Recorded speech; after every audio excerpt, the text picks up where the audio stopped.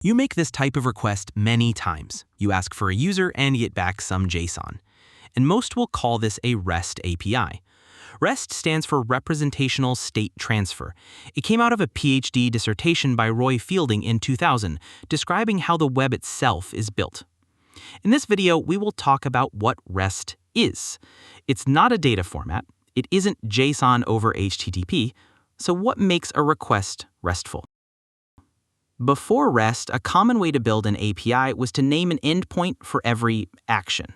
A URL for getting a user, another for creating one, another for changing their email.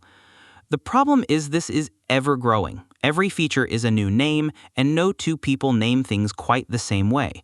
You can't guess an endpoint, you look each one up. REST flips this around. Instead of naming actions, you name things, the nouns in your domain, a user, an order, an invoice.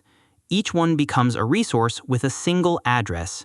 Then you act on it with a small, fixed set of verbs you already know. Same noun, different verb. Get/users lists them. Get/users/123 reads one. Post creates, delete removes. One resource, the same handful of verbs doing the work. And resources nest the way your data does. A user has orders. So /users/123/orders is that user's orders. The URL reads like a path through your domain. You can often guess it without the docs, which is why an endpoint like getUserByEmail is really just a verb wearing a URL costume. The resource is just still users. Asking for one by email is a filter on that collection. Get/users, email equals. There are two important conventions here. Collections are plural, so /users, not /user, and the name describes the thing, not the action. The action lives in the HTTP method. This small fixed set of actions is called the uniform interface. Every resource in your API is worked the same way. Get to read, post to create, put to replace, delete to remove. Learn it once and it works on everything. But why is this helpful?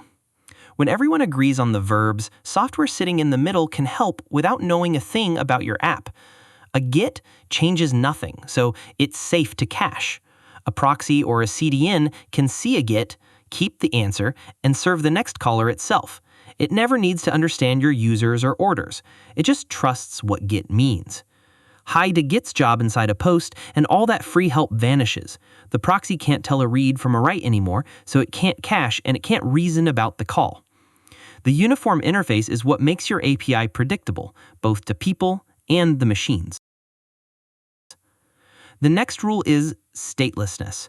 Every request carries everything the server needs to handle it. Who you are, what you're asking for. The server keeps no memory of you between calls. That is not a limitation.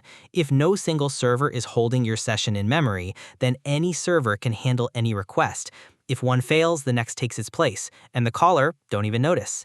And when traffic peaks, you add more servers behind the load balancer. No coordination, no shared session store to bottleneck on. So this makes scaling easier. Statelessness and the uniform interface are the heart of REST. There are four more. Client and server stay separate, so each side can change on its own. Responses declare whether they can be cached. The system can run in layers, so you can drop a gateway or a cache in the middle and nothing upstream has to know. There's an optional one, code on demand, but people rarely use it. There's one more constraint, and it has an unfortunate name, HATEOAS, hypermedia as the engine of application state. Ignore the jargon, it's a simple idea. When you ask for a user, the response comes back with the data and with links. Here's this user, here's the link to their orders, here's the link to deactivate them. The response itself tells you what you can do next. It's how you already use the web. You don't memorize URLs. You land on a page and follow the links it hands you. HATEOAS asks an API to work the same way, so a client can discover what's possible instead of hard coding every address. It's also the constraint few teams ship. Building the links is real work. Most clients hard code the URLs anyway, and the payoff rarely earns the effort, so teams skip it on purpose. Which means most APIs people call REST aren't, strictly speaking. They use resources and verbs, but drop the hypertext. Honestly, that's usually a fair trade, but it's worth knowing which constraint you dropped and why. So the anti-patterns should be obvious now. Verbs in the URL, mixing camel case and snake case until nothing's guessable, nesting so deep the URL becomes a maze, returning 200 OK with an error buried in the body so nothing in the middle can tell it failed.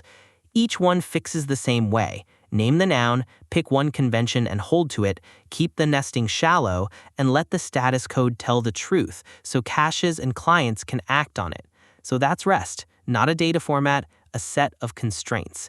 Model your domain as resources with addresses. Act on them with verbs every client already understands. Hold no session in the server. Do that, and you get the benefits REST was built to give you. You scale by adding boxes, infrastructure caches your traffic without any effort, and every client, proxy, and tool already knows how to talk to you. JSON was never the point. The constraints were.